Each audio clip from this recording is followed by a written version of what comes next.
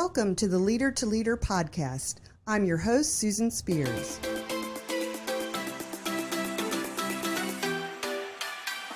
Our guest today is Chris Singleton.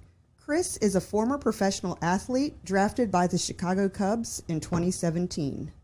Following the loss of his mother in a racially motivated mass shooting, Chris has now become an inspirational speaker and best-selling author who has shared his message of unity and racial reconciliation with the NFL and NBA teams, as well as multiple Fortune 500 companies across the country. And I'm delighted to say today, which is October 13th, 2022, he'll be sharing stories here in the Fredericksburg, Virginia community. He shares with over 70 organizations and over 30,000 students annually, and he resides with his spouse, Mariana, and his sons, CJ and Caden, in Charleston, South Carolina. Chris, welcome to the Leader to Leader podcast. Thank you so much for having me on. Yeah, I'm delighted to see you. For our listeners that aren't familiar with the story, what happened in Charleston, South Carolina? It goes back to June 17th, 2015, at the Mother Emanuel Church. That's what a lot of folks call it, because it is a very old church, one of the most historic African-American churches in the United States, founded in 1817. So it's really much like folks that are in the Fredericksburg area. We're familiar here with perhaps Shiloh Baptist Church Old Site, but that was founded in 1856. So think about the history there of the Emanuel AME Church here of 1817. Very historic, very much a pillar of the community there, and just very active and well known. And there at the time that this incident occurred, their pastor, Reverend Clementa Pinckney, he was a state senator, and you can kind of put in your mind perhaps the spotlight on the church for that as well. And on this evening, it was a Wednesday evening church service, as you think about it, listeners.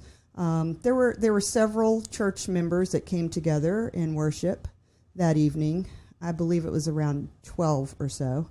And then a person who was not a member of the church, a young white male who entered and was welcomed to come in and worship with them. And they spent about an hour together. And at the end of this about an hour, this young man opened fire on the worshipers. And he murdered 9 people. And one of those was Chris's mother, Reverend Sharonda Coleman Singleton. And those of us in other parts of the United States at the time were just absolutely horrified, Chris, as I know you know. Myself, I am a member of Shiloh Baptist Old Site, and so it especially resonated with me as I kind of pictured some of the folks that you know personally. I was picturing the people that I sometimes worship with. And our pastor at the time, Reverend Lawrence A. Davies, who had been the mayor in Fredericksburg and was pastor of Old Site for 50 years, and it was just, it's still unimaginable, and you've lived through that as a very young man, still a young man. And so laying that groundwork that I know is difficult here in front of you this morning, I want to begin by asking you about that church and that community, and how did the church recover from this, and what's it like there today? Yeah, for sure. I think, just thinking back on it, it's been 7 years since that tragedy happened. And I think for the first 2 years or so, it was a major tourist site, right? So every Sunday, the pews were packed with people from around the world. And as time has gone on, it's not that way anymore. It's gotten a little bit more back to normal. I will say, I think out of all the 9 family members that lost a loved one that night, I think only one family still goes there regularly. Oh, I wondered about that. Yeah, so for me and my family, number one, this was a very historic, old African-American church, right? So when you're a young believer, the new wave of Christians is a little different, So I think for me, it was like getting around people that were more my age. Yes. And Mother Emanuel, we had like 3 or 4 families that were under 40. Right, when I was going there. So I can see it. It's my great-grandfather's church, right? Yes. That's why we all went there. And I went there since I was, 9 years old, up until I was, I lost my mom, and then I found a new church home. But I would say the first 2 years were definitely lots of tourists, flowers Yeah. on the ground when you're walking by the Sure. church. And even today, still, when people come there, they want to pay their respects, which I think is a great thing. I believe in that. But I do think it's a little bit more back to normal for them over I guess since the 2 years have passed that after the shooting. So I think it's going well. Just like any church, there's some stuff that people are trying to still work through. Right.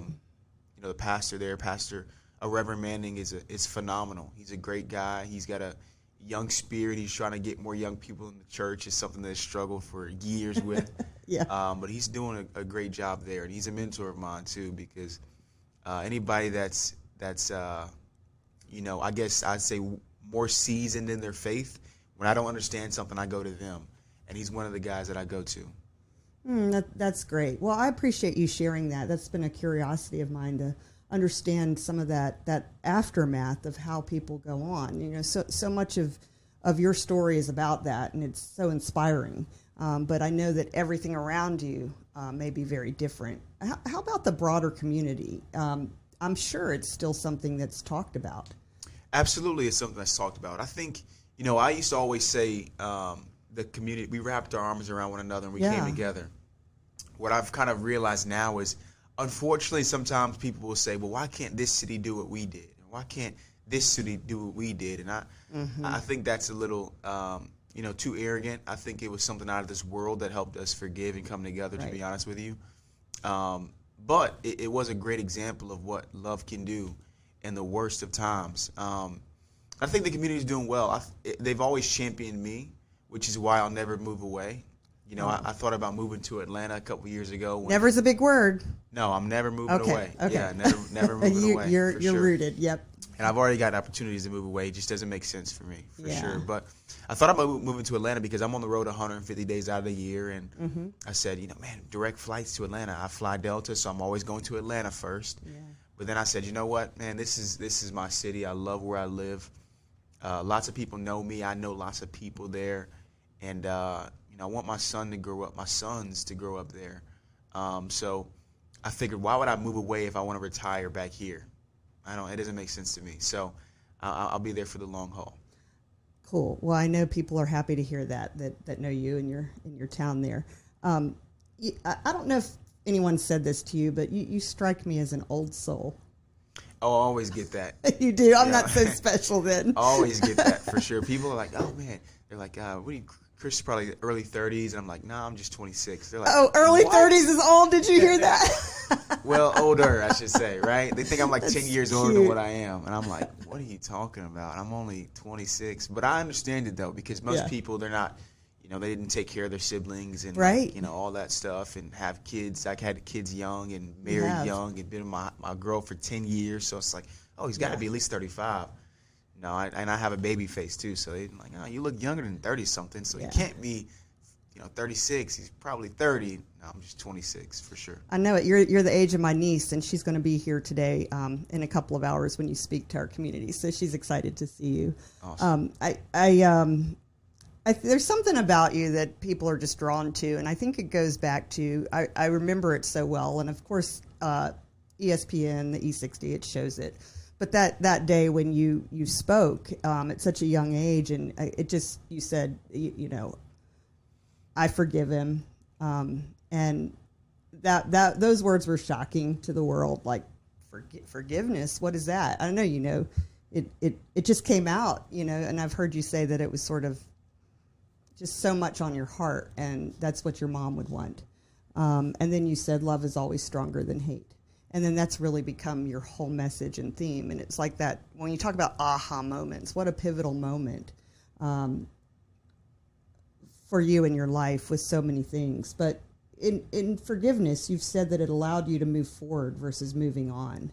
So if you could talk some more about that and what you see as the rewards on the other side of forgiveness.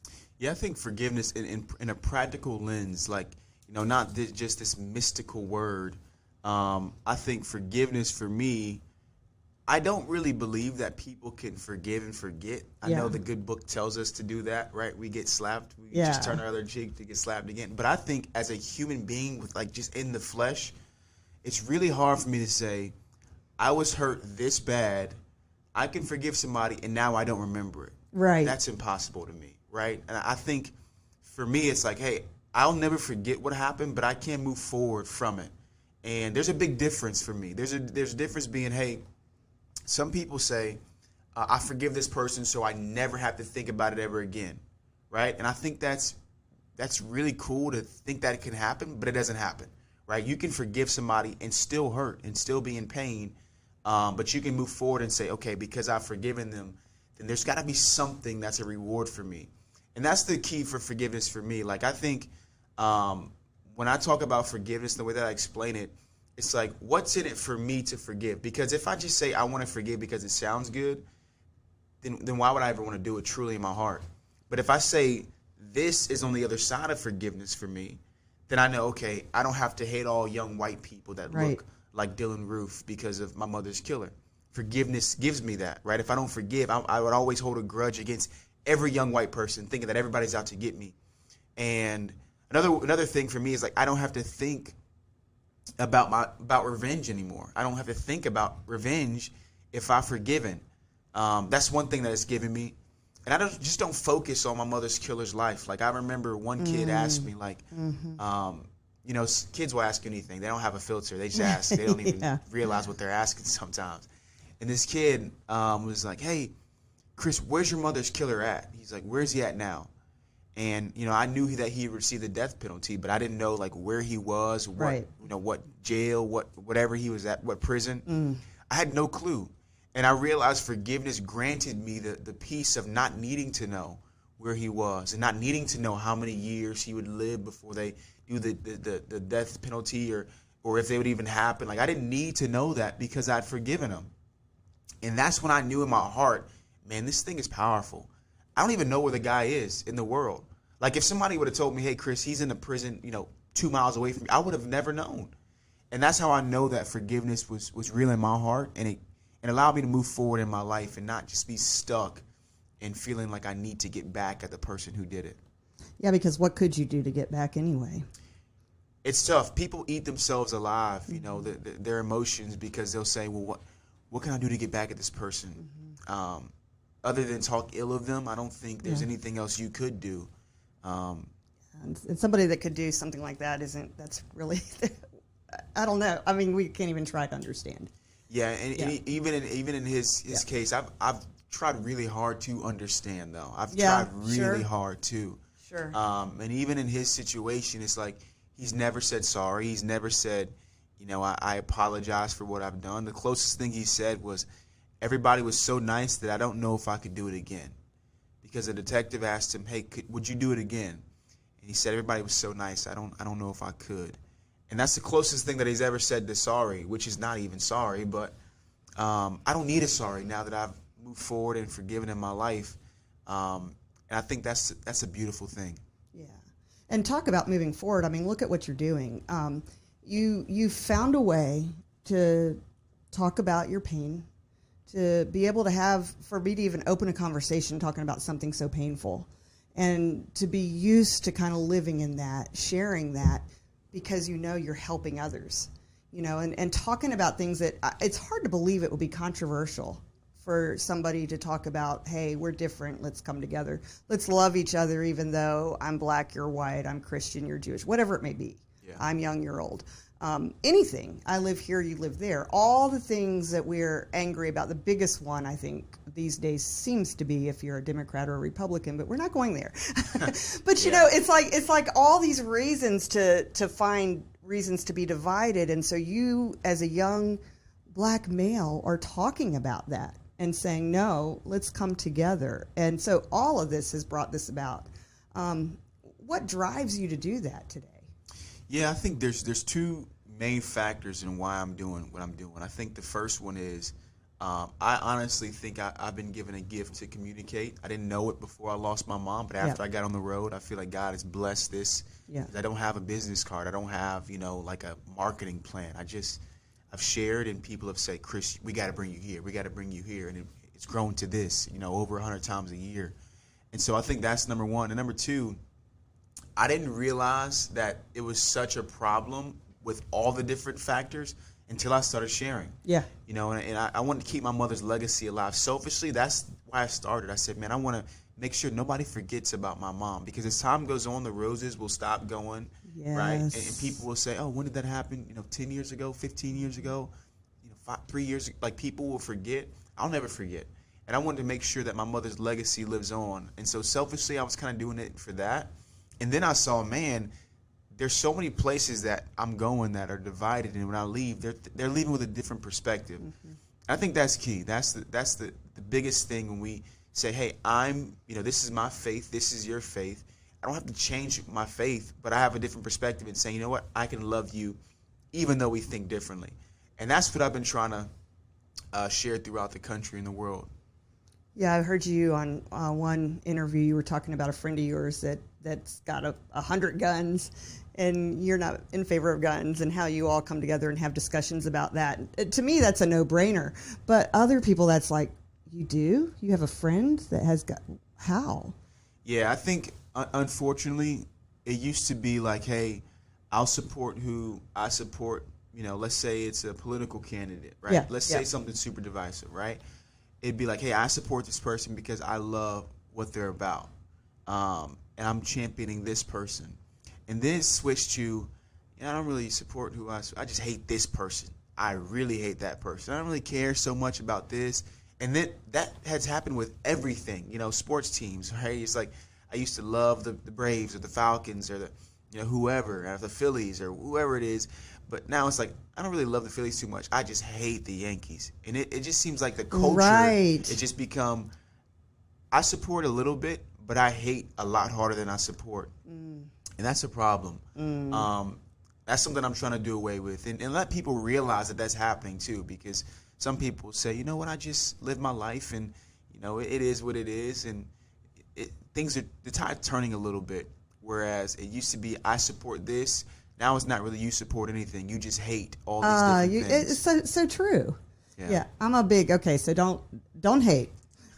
I'm a New England Patriots fan. Okay. And I know you don't usually talk about NFL as much. You're a baseball guy and all that. I know, so I don't know where you did mention the Falcons. So no, there might be some. I actually like the Patriots. They brought me up to Foxborough when I lost my mom. So Tom Brady was a really nice guy to me and my brother. So I like him. Yeah. Yeah, I was a big TB12 fan over here. So partially a Bucks fan for the moment.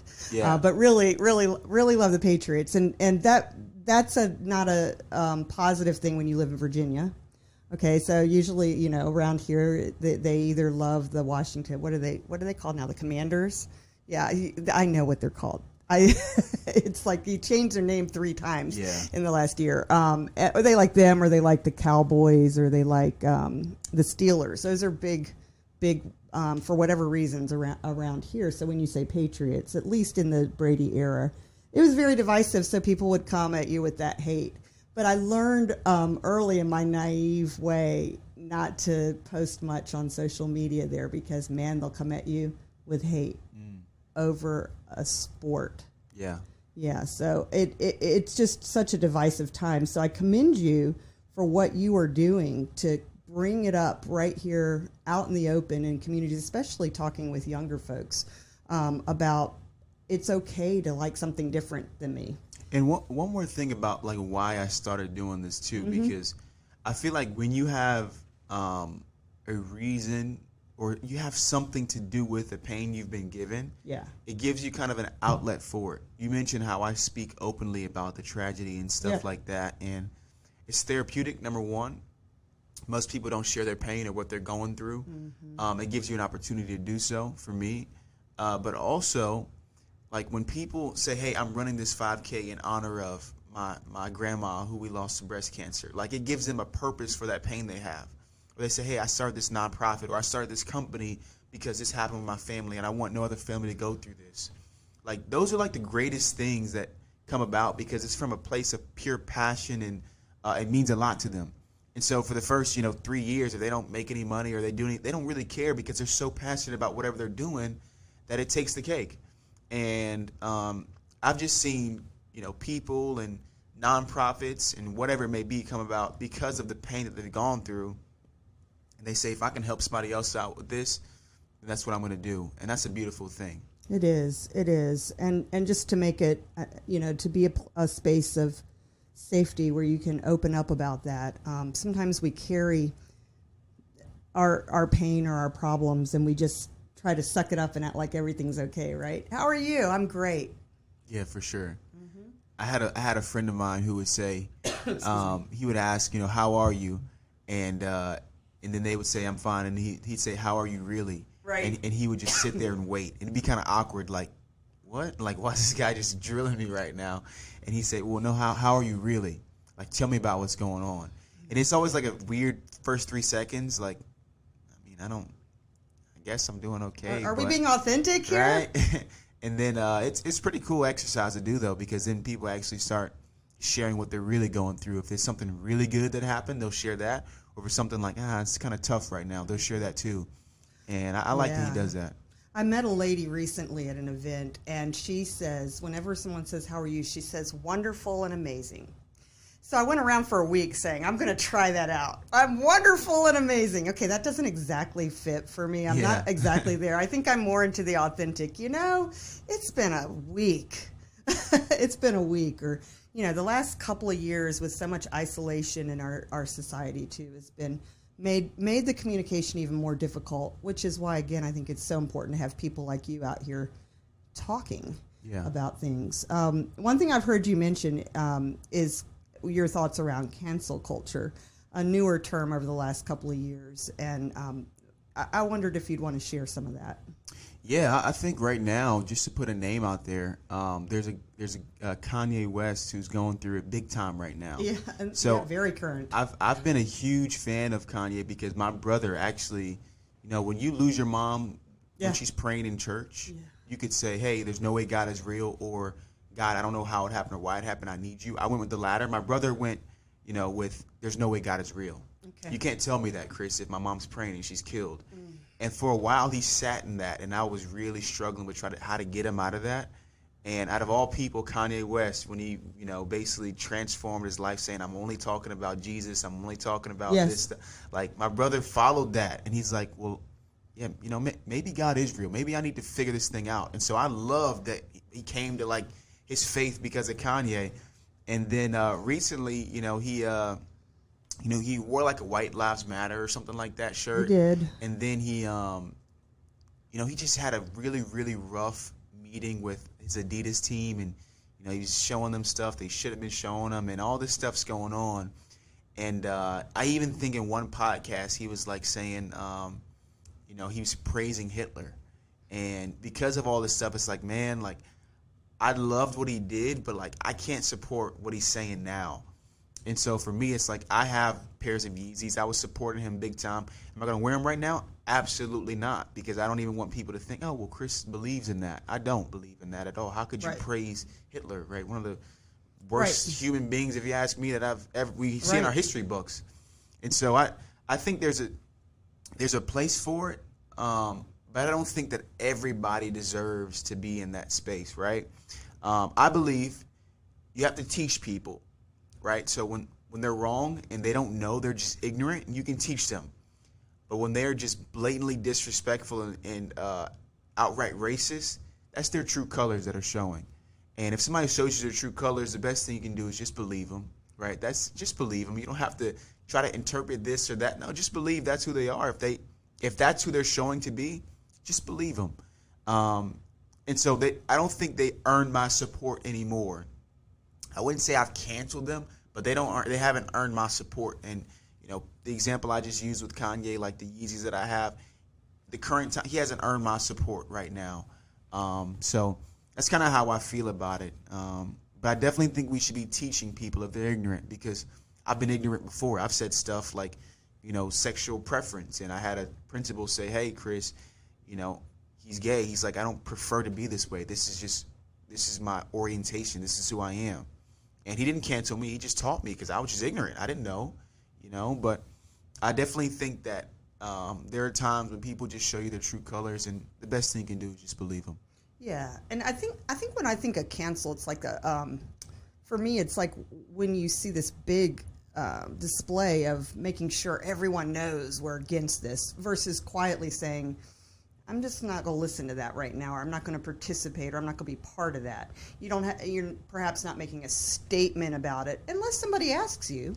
Then you can say where you are, right? For sure. I don't know. Am I off track with that? No, I like it. I do think that there's sometimes as a person in leadership, people are looking for you to say something about it, True. right? And Yep. and those times it may be a little weird and awkward, but that if you're in a leadership position, you're obligated to say something, whether you support it or you don't support it. You're kind of obligated to do so. But if you're not asked about it, then you don't. I don't always walk around and just scream that I'm a Christian because some, places that I go, they're saying, hey, Chris, we love who you are, but you just can't share that, right? And if I'm asked, obviously I'll share it. If I'm not asked, then I won't share it. And there's definitely instances where you can do that. Awesome. All right. Well, we're going to shift gears here for a moment. I've heard you talk about your five F's. So I'd love it if you'd share that with our listeners. Oh yeah, this is good. This is what I feel success looks like for me. Mm-hmm. And I think everybody has their own way of what success looks like for them. Mine is faith, family, fitness, finances, and foundation. Those are my 5 F's. And so basically, the way I came up with this was I was speaking at this event, and it was an EO event. EO Charleston, I believe, is or maybe it's all of South Carolina. I can't remember. But I said, can a person, make $1 million for their family? Can they still be a giver at heart? Can they be a person of faith? Can their wife love them and kids love them? And can they be physically fit? That's what I asked this group of uber successful business people. I asked them all that. And I said, if that's possible, I want you to raise your hand to show me that it's possible, because I'm not there yet, right? I'm close, but I'm not there. And I asked them, and only one guy raised his hand and said, Chris, I've got all 4, but I'm a little chubby, so I don't have the physically fit part, right? And I said, man, it's tough, because for me, I want to be able to do good in the world, but also do well financially for my family. And, so making $1 million is something that I aspire to do yearly. And so I'm not there yet, but I'm close. And I'm thinking, okay, well, if I make the $1 million, is that going to mean I can't be a giver anymore? Or does that mean my wife and kids won't love me anymore? Because if that's the case, then I don't want the $1 million, right? But as time has gone on, thankfully, I've been more open about seeing if this is possible. And, there's definitely people out there that have all 5. And I think that's what success looks like for me. And if you don't have the $1 million, then, obviously, whatever success looks like for you financially is important. But making sure the other 4 things don't burn up because of that one. And I've seen it firsthand, where it's like a guy makes $4 million a year, but his kids, they can't look him in the face. And that's not success to me. But to some people, that is success. That's just not success to me. And so we have a group of people, a community of people that I created that are all trying to attain their 5, right? It doesn't have to be what I think the 5 should be. I want to be 185 and less than 10% body fat. That's my physically fit. I right? love it. Yeah. So I've got goals for all those things. How many dates I go on with my wife, how many trips we go on, how many games I'll go to for my son, right? I don't want to miss more than 20% of his games. So I want to make at least 80% of his games. Even though he's 4, he's playing flag football. It doesn't really matter too much, but I pride myself on that stuff. So I think that's my 5 that you're speaking of, and that keeps me aligned, not just to create goals for business, but to create goals for my faith. How many times I read the book of Proverbs, right? Reading the Bible and praying every single, so there's things that I think are important to me that are part of my 5 that I create goals for, because I don't want to just blindly, start making a bunch of money, but leave everything else behind. So it's really a balanced a piece. We talk about in Leadership Fredericksburg Worth Family Self, and you're covering that in your 5 F's. And were you referring to your champion tribe? Because I've heard you talk Correct. about that too, and they were accountability partners, right? Correct. Yes. So the cool thing was, I light up when I talk about this because I've been with my girl for 10 years, right? High school sweethearts. We got a guy named Dr. Troy in our group that's been married for like 40 years. I'm not there yet, Chris. Okay, He's been married for but 29 over here. Oh, that's amazing, right? So I'm young in my marriage. Yes, I'm trying to be the best host. awesome. I'm like, yeah, I'm doing 24 dates a year. I'm like that's amazing. We're doing like 4 trips, and Dr. Troy, another guy named Carlos, was like, well, that's what you want out of this. That's what you think is success. Well, what does your wife think is success? And I'm like, good my question. goodness. Whoa, Yeah. So I asked her, and she's like, well, the dates are cool, but you're on your phone a lot of time during the dates. I'm like, oh no. So now we're doing snap. like 4 hours of no phone time is like success to her. So airplane mode for 4 hours has been big, and the team, like my accountability group, they hold me accountable. They're like, call me or text me on purpose to see if I text back. And so my wife is like, wow, this group is working, man. This is pretty cool. So I think it's definitely something I've enjoyed creating. And I've seen the benefits firsthand from it. And so, but one of the things that's so important is that you have to be intentional about all of those things. You have to. Yeah, you have to. Even when it comes to I'm on the road so much, so fitness could be something I throw out the window. But when I have somebody text me, hey, Chris, did you work out twice this week, right? On Thursday. They're I'm on like, you. Oh, my goodness. Just, I got to get it going. So Super interesting. Wow. You got some interesting stuff going on. What's the biggest work still ahead of you? I love what I do speaking wise, right? So me and my wife, like I mentioned, communication has been key with us. So 150 days out of the year, I'm on the road. And I've been super intentional about constantly asking her, hey, how do you feel? Is this okay? Like, is this too much? And, as long as I'm fully present when I'm home, it's been phenomenal. So I want to continue to do that. But maybe when my son's 10, like in 5 or 6 years, I may cut that number down to 100 days. So I can make 90% of his games or whatever it may be. So I love what I do speaking wise. I've got my first adult book coming out in June of next year, so I'm excited about that. It's been really tough for me doing that. It's different than the children's book, but it's been a lot of fun, and it's a challenge that I'm seeing is something I'm enjoying the process of it because it's really hard for me, and I didn't think it would be this hard for me to do it, but. We're writing the others easier. Is that what you mean? That in this piece it's a challenge. Definitely writing the other children's books was easier. So I created it. I created a team around me to help me find my illustrator. Right. I have an editor who helps me out big time with my children's books. But when you're talking about writing 40,000 words, just you and your laptop or your iPad, and just going at it, that's really tough.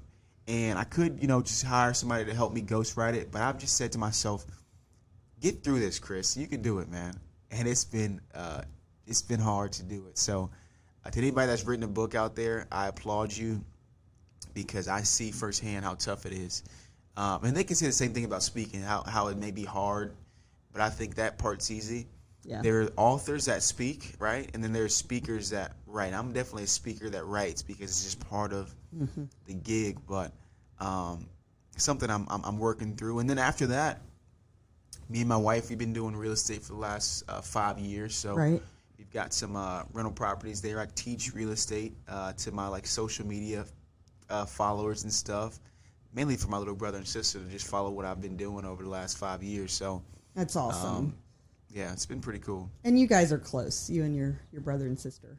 Absolutely, yeah. So, my sister just bought her first investment property, and the cool thing was, I told her, I said, Cameron. She's asked me, was this a good investment? I said, if you don't buy it, I'm going to buy it. So that lets you know it's a good investment. So we've been working together for some years on stuff like that, trying to get them into the mindset of, just not just settling, I guess, and realize that even after the worst of the worst happens, you can still chase your dreams and still smile. Yeah. Your hashtag can't let moms down, and I would say you've lived up to that. And I know you have moments. You're human. Everything's not perfect, and the road hasn't been straight, narrow, easy. But boy, are you giving it a great, great, great shot, giving her so much to be proud of. Thank you. You know, I know about your mother because of you. You know, she shines because of you. And I'm sure your brother and sister as well. But by you using your platform the way you have all this time, she continues to live on. And you calling her an all-star mom and talking about the way she raised you, make sure that we all have a great example of somebody who lived a wonderful life and led in a beautiful way. This audience is generally the business community. You're talking to me, a Chamber of Commerce CEO. And usually I'm talking to leaders from our local business community. So it's been a thrill to be here with you today. And it will be a thrill to have you speak with our folks here in a couple of hours. We're going to go ahead and wrap up our time together with the podcast. Is there anything else you'd like to share with our listeners here on this podcast? Yeah, well, for those that won't hear me speak, I want them to remember my mission. So my mission is to remind everybody that we don't choose our skin color, we don't choose our first language, we don't choose where we're born or who we're born to. So we should never hate somebody for those things, and they should never hate us for them just as well. That's the mission that I've been trying to teach over the last 6 years. And to anybody that's listening, I need your help teaching that because I can't do it by myself. Y'all got that? Check him out. We're going to put all of Chris's information in the text with the podcast. And it's been an absolute pleasure to be here with you, to meet you today. Our guest, Chris Singleton. Thank you so much. And we look forward to hearing more from you and watching you grow in the future. Thank you. So, thank you. And thank you all for listening today. And we'll see you next time.